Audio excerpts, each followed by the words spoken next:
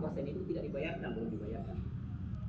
Ya, kenapa? Masih ada dispensasi untuk lanjut karena kontraktor masih mampu. Tapi setelah dia berlanjut kemudian tahun berikutnya itu sudah berlaku denda dan denda itu sudah dibayar, sudah diselesaikan.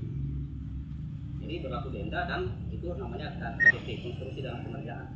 Jadi pekerjaan di 2018 itu belum selesai, dilanjut di 2019, tapi sudah mulai berlaku denda. Setelah dikerjakan, selesai dikerjakan itu oknum pekerjaan terakhir tinggal 88%. Jadi 88% itulah yang hasil terakhir yang dibayarkan. Artinya pekerjaan di 2018 belum dibayarkan, nanti di 2019 itu baru dibayarkan. Nah makanya jangan heran kalau masih ada item-item pekerjaan yang belum terlaksana. Kenapa? Karena memang itu sesuai dengan target kemarin pekerjaan belum selesai. Ya, sampai kemudian tahun berikutnya di 2019 tidak selesai juga. Sehingga dana itu kemudian dikembalikan ke kas daerah. Ya, sisanya 88% itu setelah lanjutan dari 46% tadi itu dilanjutkan di 2019, ya cuma dapat 8%. Waalaikumsalam warahmatullahi Minta maaf sih serius, minta maaf. Dilanjutkan di 2019 itu kedua terakhir persen itu di 88% dan itu yang dibayarkan. Jangan heran kalau kemudian fisik di lapangan tidak selesai. Di 2020 kita usulkan kembali supaya dilanjutkan. Jadi di 2019 selesai dikerjakan KDP tadi itu, di 2020 itu kami usulkan, tapi ternyata usulan itu tidak masuk lagi. Mentah lagi. Ya, di 2020, ya, di 2021 kami kasih masuk lagi supaya itu lanjutan. Ya, lanjutan ini tidak masuk lagi, ditolak lagi. Di 2022 baru masuk. Ya, di 2022 masuk, kerjakan sisa pekerjaan dan finishing yang akan dikerjakan. Insya Allah tahun ini dituntaskan. Ya, jadi ceritanya seperti itu. Ya, ini sudah masuk finishing, termasuk ada barangkali perbaikan pekerjaan yang termasuk plafon itu.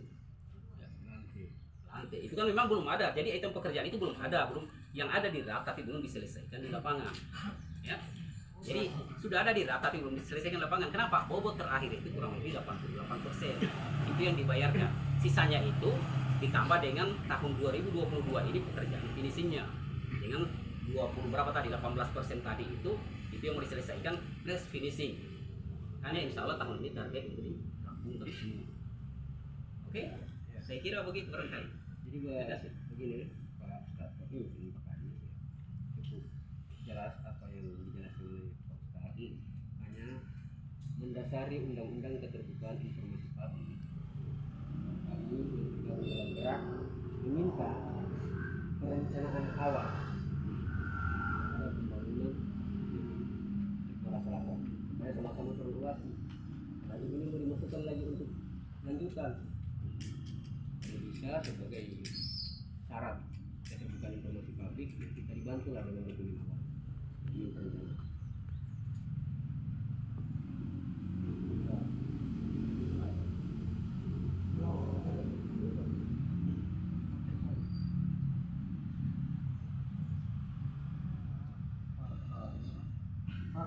Nama polsanya CT Banggai Jaya Mandiri, beralamat di Desa Lompio, Jalan Benteng, Kecamatan Banggai. Direktris. 1,1. Nama direktrisnya Ibu Mas Pak. Nama NPWP itu Siti Mas Pak. Siti Mas Pak. Dan sudah ada dokumen awal, sudah termusabungkan.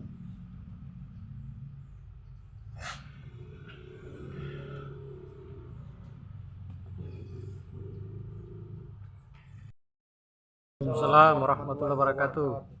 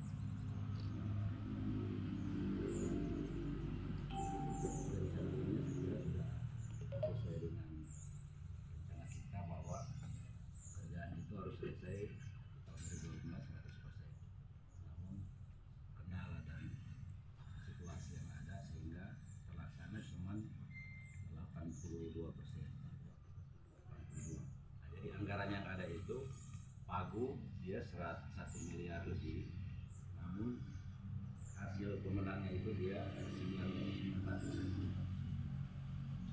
900 itu dari 82%, itu yang terserap sekitar 600 lebih ya. 600 lebih. Masih ada sisa-sisa jalan. Dan juga itu kan kemarin diputus di blacklist ya, kemarin perusahaannya tadi beralamat di Tokyo ya. Kontrak pelaksananya itu direkturnya siapa? Saru ya.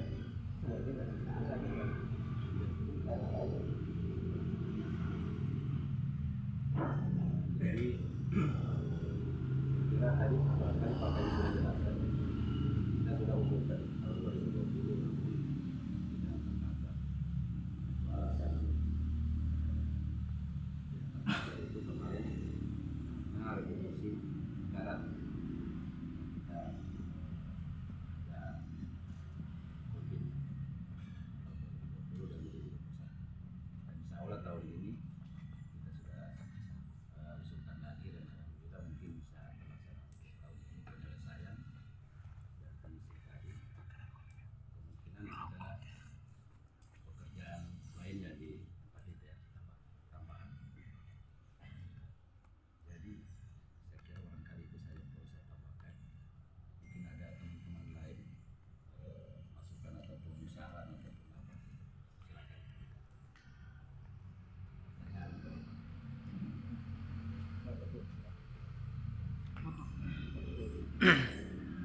Ya, terima kasih Pak Kadis sudah hadir sama-sama dengan kita. Mendengar penjelasan tidak tertulis dari Pak Kadis dan dikasihkan lagi oleh Pak Kadis. Saya kira ini dokumen publik, maka kita secara regulasi juga kita dilindungi oleh undang-undang tentang pemasaran, sehingga tidak ada alasan apapun itu. Ketika dia sifatnya publik bukan privat, maka ketika ada permintaan tolong diberikan. Karena ini bicara anggaran daerah, anggaran rakyat, anggaran negara, sehingga saya kira bapak-bapak juga yang dites itu terbantu. Artinya dari pengawasan itu bisa terbantu. Gerak Banggai Kepulauan itu masuk di situ, bukan mensasar orang, bukan mencari-cari kesalahan orang, tidak. Kita tidak sedang bermain di situ. Tapi gerak Banggai Kepulauan ini hadir di tengah-tengah rakyat ketika proses tata kelola pemerintahan daerah yang menggunakan anggaran daerah, apakah itu APBD, APBN dan lain sebagainya, yang kemudian pelaksanaannya tidak sesuai dengan undang-undang dan peraturan perundang-undangan, kita sikat. Sehingga kemarin, mohon maaf Pak Kadis, kita belum audiens, tapi secara publik melalui media sosial itu kita sudah sampaikan kepada publik, kepada rakyat Banggai Kepulauan, bahwa di tengah-tengah kota itu ada tribun, pembangunan tribun itu yang bermasalah, sehingga rakyat juga tahu, kontrol rakyat juga ada. Saya kira tolong jangan tidak tertulis, kita butuh yang tertulis sehingga kita sama-sama kawal ini. Kalau memang mau dituntaskan di 2022, kami Gerak Banggai Kepulauan akan mendorong ini juga DPR seperti itu. Kalau memang tidak ada temuan atau penyimpangan pelaksanaan di situ, saya tidak masuk secara teknis. Tapi kalau saya survei langsung, investigasi langsung, saya tampilkan di dinding Facebook, itu memang parah. Iya, Di Facebook. Saya sudah foto-foto, ya palaponnya apa semua saya anggap parah. Nah, memang setelah mendengar tadi penjelasan itu dia bertahap, berulang tahun dia. Bangunan ini, tribun ini berulang tahun. Mungkin kalau saya lihat, saya bukan orang teknis, tapi di perencanaan mungkin ya tadi mungkin ada kendala soal mungkin begitu diusul tapi di DPR tidak dicoret misalkan. Nah, kita memahami itu. Tapi yang kita mau kejar adalah asas manfaat. dengan menggunakan anggaran negara daerah, kemudian asas manfaatnya. Nah, ini yang kita belum lihat. Kita belum lihat di situ. Karena bangunan megah tapi kemudian tidak dimanfaatkan. Nah, ini potensi. Ya, kalau memang Pak Kabid dan Pak Kadis kemarin sudah diundang oleh pihak APH, para penegak hukum, itu kita tahu juga. Kita tahu. Jadi kita tidak sembunyi. Apa itu kita juga sampaikan secara publik. Progres ini sudah berjalan. Sehingga kita hadir di sini itu untuk menyamakan apa yang kita dapat dengan proses perencanaan yang ada di dinas. Sama-sama kita kawal. Kira begitu Pak Kadis. Pak Korlap, tambahkan sedikit. Oke, terima kasih atas kesempatan yang kami berikan. Pertama, saya selaku juru bicara dari Gerak Bangun Kepulauan ingin menyampaikan sedikit hal penting juga. Jadi tadi saya sudah dengar apa yang menjadi tuntutan kita pada hari ini. Tadi Pak Korlap juga sudah sampaikan bahwa untuk mengawal proses perkembangan atau pembangunan daripada Pasar Salakan maupun Tribun. Ya, Pasar iya, itu Pasar Salakan, kemudian Tribun. Ya, ini Tribun. Jadi kami secara kelembagaan meminta, ya seperti apa yang disampaikan tadi Pak Korlap, meminta kalau bisa dokumen perencanaan awal untuk pembangunan Tribun Salakan. Ya. Karena kita sama-sama mengawal. Jelas dalam penyampaian aksi kami atau permintaan data dokumen itu kan sudah jelas apa yang disampaikan oleh Pak Korlap bahwa kita dilindungi adalah undang-undang ya. Undang-Undang nomor 14 tahun 2008 itu keterbukaan informasi publik. Nah, saya rasa ada persoalan yang penting, ada persoalan yang harus kita kejar bersama, bahwa nyatanya pada saat ini Tribun Salakan itu tidak berguna, tidak ada manfaatnya. Setiap salah satu kegiatan pekerjaan yang tidak ada gunanya, tidak ada manfaatnya, itu pasti ada kecurigaan, maksudnya kita duga di situ ada salah satu pelanggaran hukum yang terjadi di situ. Makanya saya selaku jubir daripada Gerak Bangun Kepulauan ini bersama kawan-kawan lembaga-lembaga yang tergabung dalam front ini meminta kepada Pak Kadis, Pak Sekdis dan Pak Ustadz dokumen perencanaan awal agar supaya kita sama-sama mengawal sehingganya proses daripada pembangunan yang ada di Kota Salakan ini bisa berjalan sesuai apa yang kita harapkan. Terima kasih Pak Kadis. Sebelum Pak Kadis mungkin Pak Ketua GMPK nambahkan tidak? Silakan. Teman-teman, jadi bedanya dengan asas manfaat ini beda. Kalau pekerjaan jalan ya dengan misalnya dia tidak selesai, mungkin panjangnya barangkali yang berkurang tapi bisa dimanfaatkan. Nah, kalau misalnya jarak mau dikerjakan misalnya 1 kilo, rantai 1 kilo, ternyata selesainya cuma 500 meter, bicara asas manfaat bisa dimanfaatkan. Tapi belum maksimal. Lain halnya bangunan itu harus tuntas dari urugan urugan pasir bawah pondasi sampai ujung atap itu harus tuntas. Jendelanya saja tidak terpasang, belum ada engsel, dianggap tidak tuntas, belum bisa dimanfaatkan. Kenapa? Nanti masuk pencuri, masuk segala. Ini beda bangunan, harus dibedakan. Jadi teman-teman harus bedakan mana bangunan, pekerjaan yang bicara. Tunggu dulu. Tidak, tunggu dulu, selesai dulu. Selesai dulu. Permintaan kita itu persoalan bagaimana data tadi perencanaan itu yang kita minta. Bukan persoalan asas manfaatnya. Tidak, ini kan tadi bicara asas manfaat. Ya, maksud saya Kasih selesai dulu dia bicara. Selesaikan dulu dia bicara supaya bagus. Kan tadi minta asas manfaat. Terpimpin. Yang masuk di media kan persoalan asas Terpimpin manfaat. nanti satu-satu. Hari ini kita sudah jelaskan, teman kami sudah jelaskan dari dinas. Kenapa belum bisa dimanfaatkan? Karena memang pekerjaan itu belum selesai. Oke? Ya kan? Sama barangkali kita sepakat ini. Oke? Ya, jadi supaya tidak ada lagi di media bicara asas manfaat, karena memang begitu, beda dengan jalan. Sekali lagi 100 meter selesai, ya 100 meter sudah bisa dimanfaatkan. Ya intinya tidak belum ada asas manfaatnya. Ya, Intinya ada. iya. Selesai. Bukan tidak ada asas manfaat, oke? Belum selesai. Belum ada, karena belum selesai. Berarti bicara asas manfaat Nggak ada. Bisa. Oke. Jadi tidak ada asas manfaatnya. Belum selesai Bang. Karena belum selesai. Iya, berarti tidak ada Tidak ada asas Iya, belum selesai kan? Tinggal itu yang tadi. Sekarang bicara perencanaan. Ini dokumen negara. Ya, namanya dokumen negara ini harus dengan resmi juga kan, instansi resmi atau resmi, kemudian teman-teman harus menyurat, tidak juga kemudian main minta. Siap. Siap. Berarti kita kawan-kawan buat tanah. Juga rame-rame. Ini rame berarti Pak ya. Karena itu tidak kita juga. Ini kami rakyat Pak. Berhak. Kawan-kawan, coba didengar dulu penjelasan. Ya, didengar penjelasan dulu. Dengar dulu. Dengar dulu. Betul, ini harus menyurat resmi. Siap. Dokumen itu harus disurat.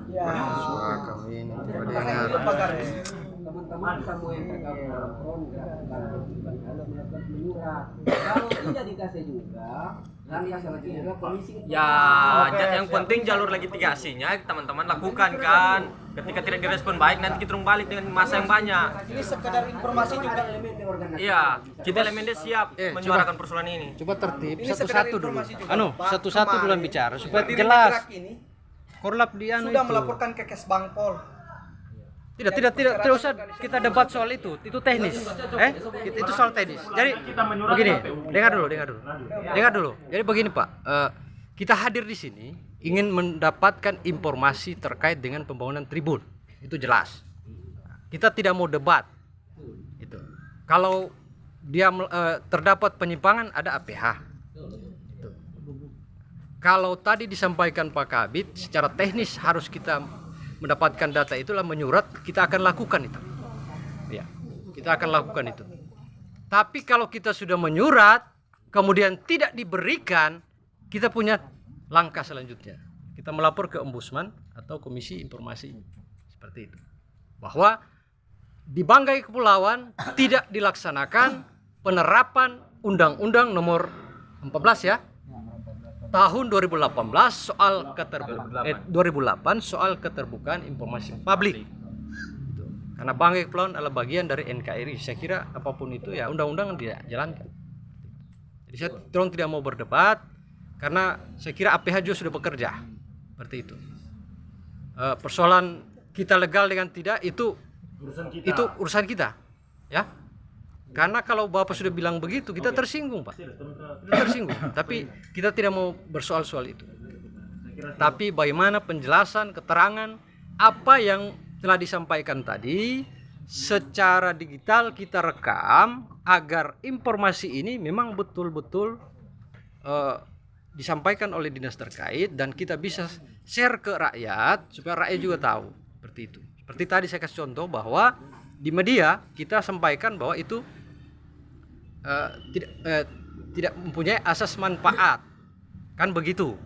Diklarifikasi langsung oleh Pak Kabid bukan tidak punya asas manfaat, tapi yang tepat adalah belum dimanfaatkan itu. Cara asas manfaatnya kan. Karena ini tidak keterangan dari sana, itu harus dipahami. Keterangan dari dinas begitu. Kenapa belum ada asas manfaatnya? Karena bangunannya belum selesai. Oke, kita terima itu keterangan. Saya kira begitu. Jadi soal data kita dengar tadi sama-sama bahwa data itu akan dikasih Pak Kadis ya, akan dikasih dengan catatan kita menyurat secara resmi. Itu. Saya kira kita yang tergabung di sini ada organisasi nasional. Saya kira salah satunya saja sudah bisa. Ya, tak usah terus berdebat. Oke, saya kira begitu Pak Kadis. Dan silakan ada tambahan dari Ketua GMPK. Saya kira ini organ nasional yang tidak diragukan lagi bagaimana sepak terbang saja. Percayakan saja sama GMPK untuk menyurat.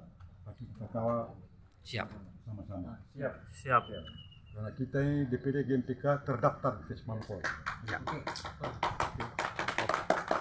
Ini GMPK. Oke, saya kira sudah jelas ya maksud dan tujuan kita. Saya mohon maaf kalau agak sedikit keras-keras ya, mungkin karena kita baru bangun dari tidur. Saya kira tolong dipahami. Ya, ini kita semangat kalau ada direspon oleh Pak Kadis. Semangat. Kalau laki-laki keras juga. Ya. Kalau laki-laki keras juga setengah mati. Oke.